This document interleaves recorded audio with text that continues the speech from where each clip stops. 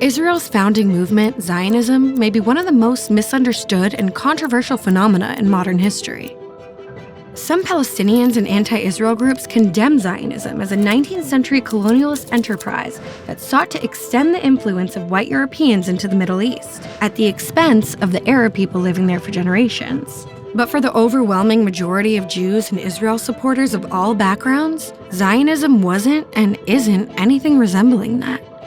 Rather, it's a movement that sought a people's return to their ancestral homeland, and a sanctuary for powerless, persecuted Jews around the world. So how did Zionism become associated with the colonialism narrative? The answer has a lot to do with the Roman Empire. Absolutely nobody should question Palestinian indigeneity to the land of what we now call Israel-Palestine. No one should ever question Palestinian rights in Israel-Palestine, or the fact that their ancestors and their connection with the land has produced a national identity specific to the land of Israel-Palestine. When we talk about Zionism, a little history goes a long way. Today, we tend to understand Zionism as a modern, secular movement that started in the late 19th century. This is true as far as Zionism's organized political establishment goes, but if we only begin the story there, the essence of what Zionism gave expression to is gutted out. The Jewish people have yearned for their homeland Zion for over 2,000 years. Since being exiled around 70 CE, attachment to the land has permeated every aspect of Jewish culture. The dream of returning home is repeated 3 times daily in Jewish prayers. It's the basis for many religious laws and is even the theme of Judaism's grace after meals.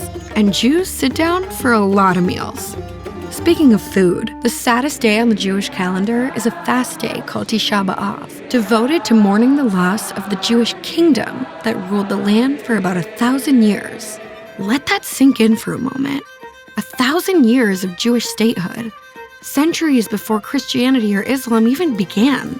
According to the Bible, the Jewish people grew from a small family, Abraham and Sarah, Isaac and Rebekah, Jacob, Rachel, Leah, and their 12 sons, into a tribe of families, then into a loose confederacy of tribes, before establishing the Jewish kingdom in 1000 BCE. Assyrian, Babylonian, Roman, and Greek historical accounts also mention the Jewish tribes and nation. Jewish sovereignty came to an end when the Roman Empire attacked Jerusalem, murdered 1 million Jews, and exiled Jewish leaders. In an attempt to wipe out all memory of the bond between the Jewish people and their land known as Judea, the Roman Emperor Hadrian renamed it Syria Palestina. Its new name, Palestine, a nod to the ancient Philistines who disappeared from the region 500 years earlier, gradually eased into common use. This is when Israel's colonization really began, with the Roman Empire then on track to conquer most of the known world, forcing Jews out of their own country. A lot of the reasons why the peace process has failed is because Palestinian leaders, and for a while the surrounding Arab countries, refused to acknowledge that. Refused to acknowledge that Jews were not foreigners, we are not invaders, we are not colonizers. We have come home. We are among you. We have a language that comes from the Middle East. We have a culture that comes from the Middle East, and our national identity comes from the Middle East, obviously, which is why we pray at the Western Wall. Exiled Jews were now presented with a daunting challenge.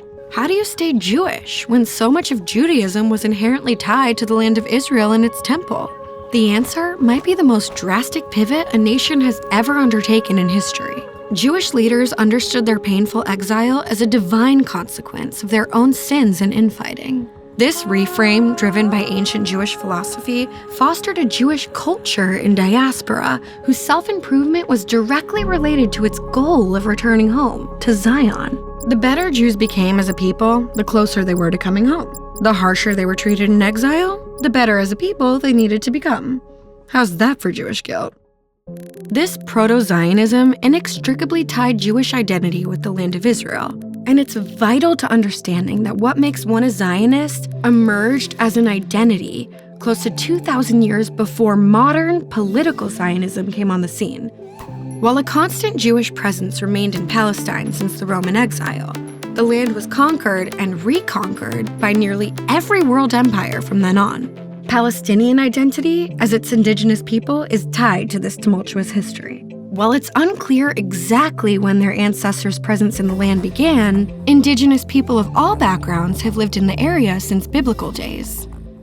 For Jews, the majority of whom were now living in exiled communities across the globe, persecution emerged as a terrible force that would help shape their dream of returning home. Jew hatred took on various forms in different eras, but it always culminated in organized massacres of Jewish communities, attacks known as pogroms that continued well into modern times. This is the climate in which modern political Zionism emerged, when in 1896, an Austro-Hungarian Jewish journalist named Theodor Herzl, shaken by Europe's ingrained anti-Semitism, wrote Der Judenstaat, The State of the Jews. The 60-page pamphlet was the first widely distributed call for a political solution to the Jewish question by way of Jews returning to their historic homeland in Palestine and re-establishing a state. In 1917, Herzl's efforts paid off, as the British Empire, the ancient land's current custodian after wresting it away from the Ottoman Empire in World War I, officially endorsed a national home for the Jewish people in Palestine. The Balfour Declaration validated Jewish return to their land on the world stage, and Zionism gained even more momentum with the League of Nations mandate in 1919 and San Remo Conference in 1920. For many Arabs who'd been living in Palestine for generations, British support was seen as evidence that Zionism was tied to imperialism, the British Empire's historic method of extending its influence to far-flung nations by seizing land, resources, and suppressing local identities. In other words, colonialism. When Theodor Herzl talked about colonialism, he used those words to illustrate the need of the Jewish people to immigrate and to establish a home for themselves. Nowhere in that doctrine, in that creed, does it say that the Palestinians cannot do the same thing. It just says that the Jews can. Hundreds of thousands of Jews returned to Mandatory Palestine, its name under British rule, escaping growing persecution in Europe in order to realize Zionism's dream of re-establishing the Jewish state. Feeling politically vulnerable, many Palestinians turned to surrounding Arab nations for support. Jews, meanwhile, began to see Israel as their only refuge as Hitler rose to power. In our next episode, we'll see how this mix of aspiration and desperation created the perfect storm that would explode into all-out warfare when the British left Palestine, leaving Jews and Arabs to work the growing conflict out on their own.